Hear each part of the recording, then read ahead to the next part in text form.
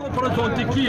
Vous êtes le féru de la cooptation. Vous êtes tout simplement un policier en civil, en costume, qui parle au nom d'un État-nation, le jacobinisme, qui veut monnayer encore une fois les richesses du pays pour les lobbies internationaux. Où est-ce qu'ils sont vos enfants? Où est-ce qu'ils sont vos femmes? Où est-ce qu'ils sont vos comptes? Où est-ce que vous envisagez vivre votre avenir? Nous sommes là. Les pré-emplois, vous êtes tous en train d'observer à travers les chaînes de télévision des jeunes qui sont en train de marcher. Eh bien, c'est tout simplement les gens qu'ils ont pris avec de la lacette. Tout simplement pendant 10 ans, il y a des licenciés qui travaillaient comme des gens ordinaires et qui touchaient que 18 000 dinars. On leur a fait avaler des couleuvres en leur disant faites sortir vos parents, vos maris, vos enfants et nous allons vous régulariser avant le 12. Nous disons à ces gens-là, arrêtez de marcher, ne rentrez pas dans le système, ne marchez pas dans la combine du sérail, ne soyez pas du côté des dictateurs. Nous allons vous donner raison et pour vous prouver que vous avez raison, nous vous demandons pardon. Si c'était nous qui étions au gouvernement, jamais il y aurait un pré-emploi dans un pays de 2 millions de kilomètres carrés, dans un pays de richesse pétrolière et dans un pays où il y a à peine 42 millions d'habitants.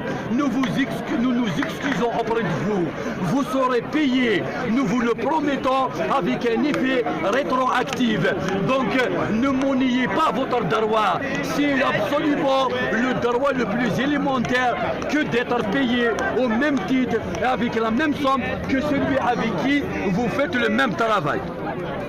La campagne électorale, les gens de la campagne électorale ainsi que le système, ils sont en train de créer la crise pour s'imposer en alternative afin que les gens les écoutent. Ils ont tué les gens à Damas.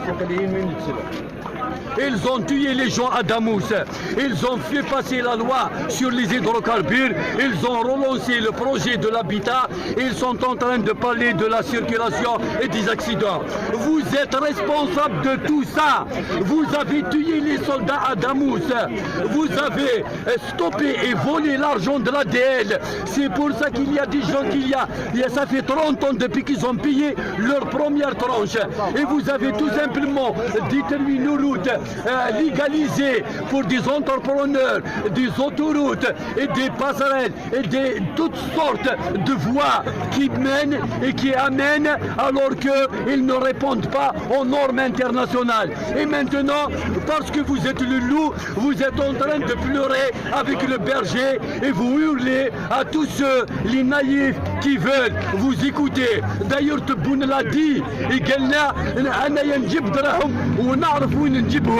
Eh bien, tout simplement, ils sont dans votre poche, monsieur Tebboune.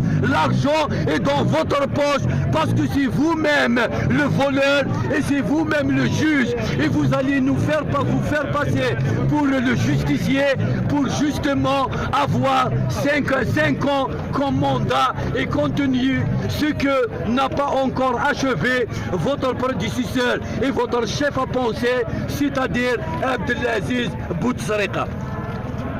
Pour ce qui est des forces productives, j'invite ce syndicat qui appelle à 3 jours de grève consécutive à avoir plus de raison. Vous devez il faudrait rentrer en consultation. Si vous fatiguez les lycéens et les fonctionnaires des APC, le jour où on aura besoin d'eux, ils ne nous répondront pas. Alors j'appelle ce porte-parole de cette structure qui s'appelle les forces productives, dont je connais ni le siège, ni les composantes, ni la structure, ni la représentativité. Soyez sages, venez consulter, rentrez en contact avec les autres structures et faisons quelque chose de collectif. Nous ne doutons pas de votre bonne foi, mais vous êtes en train de faire dans l'aventurisme. Basta. Alors l'ANP, nous allons vous dire une chose, monsieur de l'ANP, vous êtes responsable,